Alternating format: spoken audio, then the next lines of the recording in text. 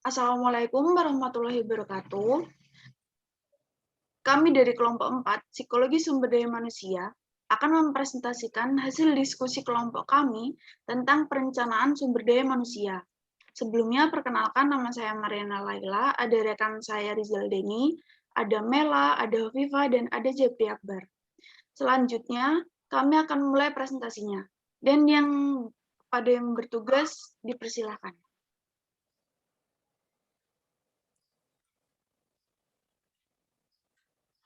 Baik, definisi sumber daya manusia.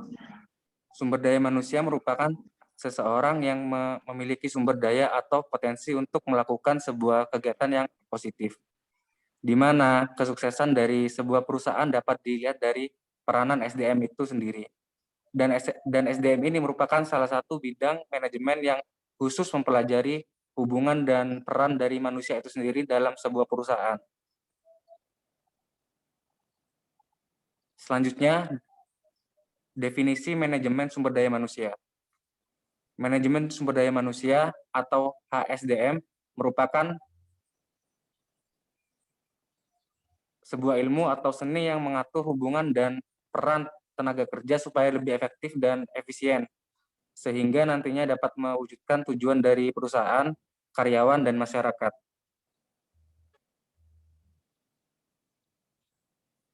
Selanjutnya yaitu analisis jabatan, di mana analisis jabatan ini merupakan sebuah proses yang sistematis untuk mengetahui mengenai apa saja sih isi dari suatu jabatan yang meliputi tugas-tugas, pekerjaan, tanggung jawab, kewenangan, serta kondisi para pekerja atau karyawan, dan mengenai syarat-syarat kualifikasi apa saja dari suatu jabatan tersebut yang dibutuhkan seperti pendidikan, keahlian, kemampuan, pengalaman pekerjaan, dan lain sebagainya.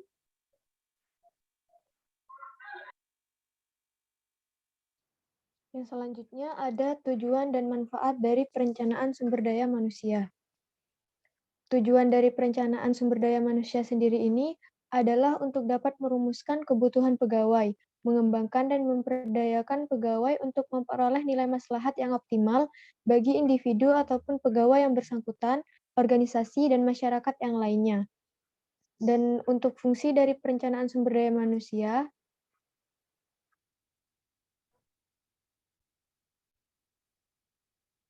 fungsinya, Hasibuan ini telah menjelaskan beberapa fungsi dari perencanaan sumber daya manusia, yaitu yang pertama ada perencanaan. Perencanaan di sini merupakan suatu rencana tenaga kerja yang dikerjakan secara efektif serta efisien dengan kebutuhan perusahaan dalam membantu mewujudkan tujuannya. Yang kedua ada pengorganisasian. Pengorganisasian di sini merupakan suatu kegiatan untuk mengorganisasikan semua karyawan dengan menetapkan pembagian kerja, hubungan kerja, delegasi wewenang, dan koordinasi dalam bagan organisasi. Organisasi di sini merupakan alat untuk mencapai tujuan tersebut.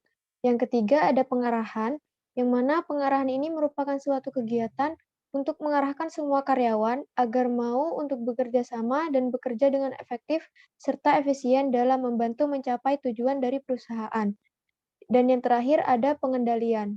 Pengendalian di sini adalah suatu kegiatan untuk mengendalikan karyawan agar dapat mentaati aturan-aturan yang telah ditetapkan dan bekerja sesuai dengan rencana. Apabila terdapat penyimpangan, maka dapat dilakukan tindakan perbaikan dan penyempurnaan rencana. Next.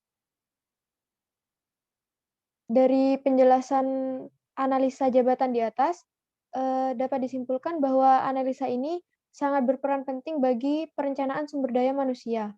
Karena dengan analisa jabatan, kita dapat mengetahui isi dari suatu jabatan yang meliputi tugas, tanggung jawab, kewenangan, kondisi kerja, pendidikan, keahlian, kemampuan, pengalaman kerja, serta hubungan dengan jabatan lain di dalam suatu organisasi perusahaan.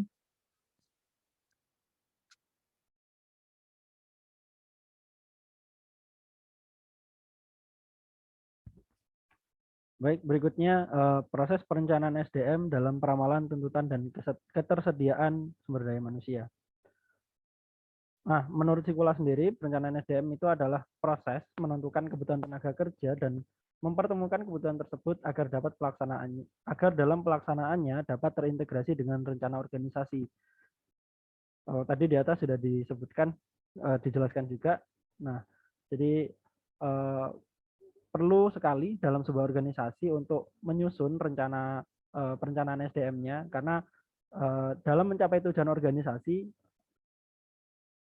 tenaga kerja atau sumber daya manusia benar-benar sesuatu yang sangat vital sekali.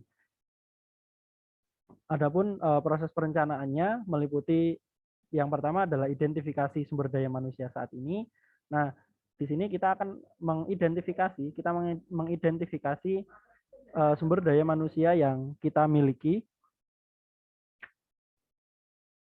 baik dari kekuatannya, kelebihannya, kelemahannya, maupun hal-hal yang kurang dalam organisasi saat ini. Kemudian dari identifikasi tersebut akan kita analisa kebutuhan sumber daya manusia apa saja yang akan kita butuhkan di masa yang mendatang, sehingga tujuan organisasi ini bisa secara efektif tercapai. Nah, kemudian kita juga memperkirakan permintaan SDM-nya, kira-kira dari kebutuhan sumber daya manusia di masa mendatang kita butuh berapa jumlahnya, dan nah di sini kita memperkirakan hal tersebut. Kemudian juga kita menyusun strategi implementasi pencarian SDM. Jadi untuk merekrut SDM yang baru kita perlu menyusun strategi, mulai dari nanti proses rekrutmennya, seleksinya, kemudian penempatannya, juga pelatihan dan pengembangannya. Kemudian ada teknik-teknik peramalan dalam perencanaan sumber daya manusia. Nah, yang pertama ada ekstrapolasi. Jadi kita menggunakan perubahan di masa lalu sebagai pertimbangan dalam melakukan prediksi di masa depan. Artinya kita menggunakan pengalaman organisasi di mungkin di periode yang lalu atau masa yang lalu, untuk mempertimbangkan apakah kita perlu menambah SDM atau mengurangi SDM atau melakukan efisiensi jabatan dan lain-lainnya. Kemudian kita ada juga indeksasi, yaitu memperkirakan kebutuhan ketenaga kerjaan di masa depan dengan indeks-indeks tertentu.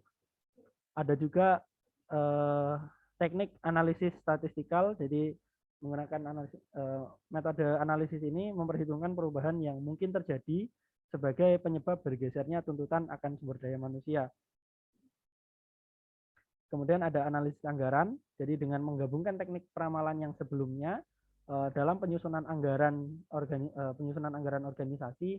Nah, ketika penyusunan anggaran organisasi sudah terbentuk, sudah disusun dengan baik, maka kita bisa memprediksi jumlah kebutuhan SDM itu efektifnya seberapa. Terus yang kita butuhkan itu mereka yang kualifikasinya seperti apa, sehingga kita tidak boros anggaran dan tidak ada kelebihan SDM, sehingga pekerjaan juga akan jadi lebih efektif.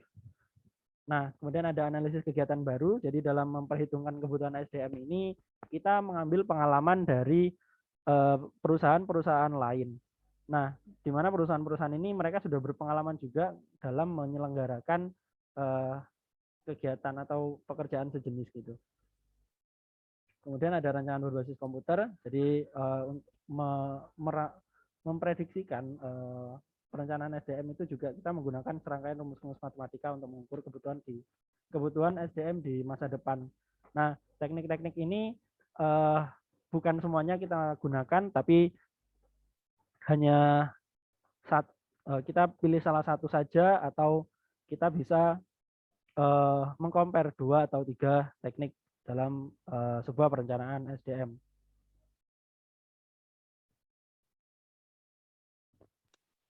Selanjutnya, penggunaan basis data sumber daya manusia dalam perencanaan sumber daya manusia. Basis data sendiri itu merupakan kumpulan informasi yang tersimpan rapi dan sistematik dalam komputer, sehingga nantinya dapat diperiksa dengan menggunakan suatu program komputer untuk mendapatkan informasi dari basis data tersebut. Sikula mengemukakan bahwa perencanaan sumber daya atau perencanaan tenaga kerja didefinisikan sebagai proses menentukan kebutuhan tenaga kerja dan berarti mempertemukan kebutuhan tersebut agar pelaksanaannya berinteraksi dengan rencana organisasi. Sedangkan Weger dan Davis menegaskan bahwa perencanaan sumber daya manusia adalah perkiraan sistematis dari organisasi untuk melihat masa depan tentang penawaran dan permintaan tenaga kerja dengan menentukan jumlah dan tipe tenaga kerja yang dibutuhkan, di mana bagian sumber daya manusia dapat merencanakan langkah-langkah penarikan, seleksi, perencanaan kader, dan aktivitas sumber daya manusia lainnya. Penggunaan basis data sumber daya manusia itu dalam perencanaan sumber daya manusia sangat diperlukan untuk mengelola dan menganalisis data khususnya mengenai sumber daya manusia yang ada dalam sebuah organisasi atau perusahaan secara mudah, cepat, aman, dan akurat. Nah, kan tadi udah dijelasin nih tentang basis data juga, tentang perencanaan sumber daya manusia. Jadi, perangkat apa sih yang digunakan untuk mengelola atau mengakses sebuah basis data itu, yaitu namanya sistem manajemen database. Selain itu, tujuan dari basis data itu sendiri untuk mempermudah dan mengatur data sehingga akan mempermudah penggunaan data itu kembali, tidak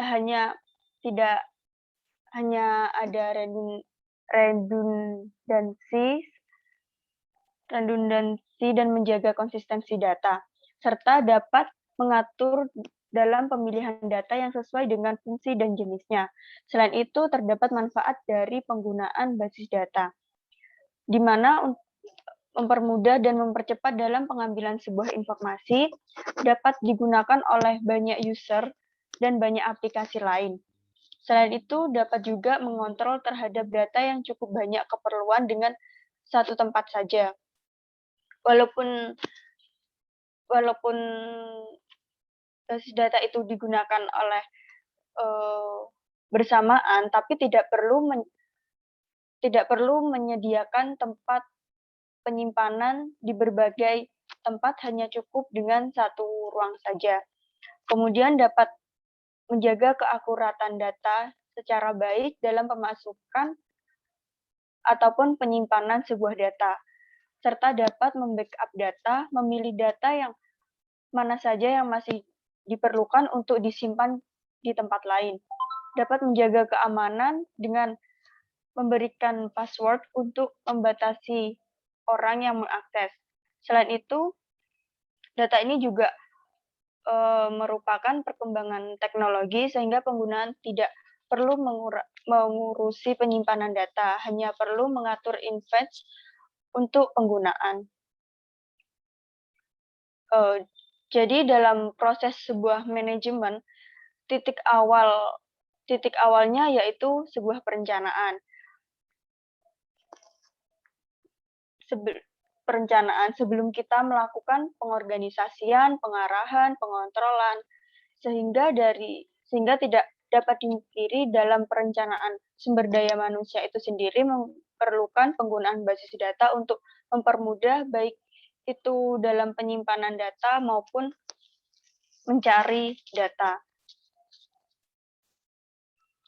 Sehingga dalam penggunaan basis data sumber daya manusia itu digunakan untuk mengenali seluruh karyawan dengan baik dalam mencocokkan kebutuhan-kebutuhan perusahaan. Selain itu juga basis data itu sendiri digunakan sebuah organisasi dalam permasalahan sumber daya manusia untuk mencocokkan dengan posisi, dengan adanya kemajuan teknologi telah menciptakan cara dalam mengelola dan menganalisis sebuah informasi, seperti basis data yang digunakan untuk mengelola informasi mengenai seluruh karyawan manajerial ataupun non-manajerial. Perusahaan dapat meneliti dan melihat keberadaan para karyawan dengan kualifikasi yang dibutuhkan. Bahkan perusahaan dapat secara otomatis memberikan adanya posisi baru kepada karyawan yang telah memenuhi syarat. Makanya kenapa tadi kok disebutkan penggunaan basis data sumber daya manusia dalam dalam perencanaan sumber daya manusia itu sangatlah penting. Yaitu karena penggunaan basis data itu dapat digunakan secara mudah, cepat, aman, dan akurat.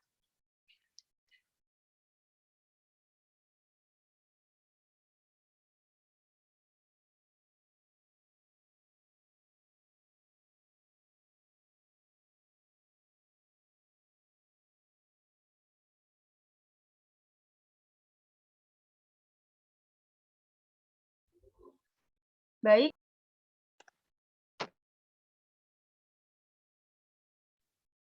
Baik, sekian dari presentasi yang dapat kami sampaikan dari kelompok 4 mengenai perencanaan sumber daya manusia. Sekian Akan ditanyakan ketika membahas materi tentang perencanaan sumber daya manusia ini. Terima kasih. Wassalamualaikum warahmatullahi wabarakatuh.